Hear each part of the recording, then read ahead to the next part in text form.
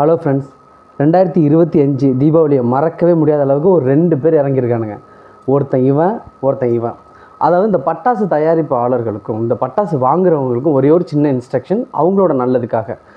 அதோட இன்ஸ்ட்ரக்ஷன் எப்படி அதை வெடிக்கணும், அது எப்படி அது வெடிக்கும் அப்படின்ற ஒரு இன்ஸ்ட்ரக்ஷன் கொடுக்கலாம். நிறைய பிராண்டட் வெடி பட்டாசில் வந்து பார்த்திங்கன்னா இன்ஸ்ட்ரக்ஷன் இருக்கும். சில இந்த மாதிரி லோக்கல்லாம் சொல்ல முடியாது, சில பட்டாசில் வந்துட்டு இந்த இன்ஸ்ட்ரக்ஷன் இருக்கிறதில்ல.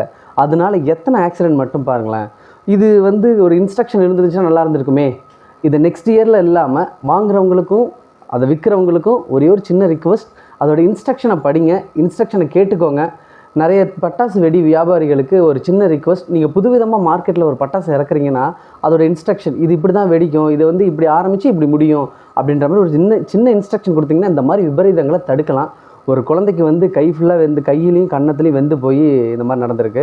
2025 தீபாவளியோட மறக்க முடியாத 2 தரமான சம்பவம் இவனுங்க 2 பேர் தான்.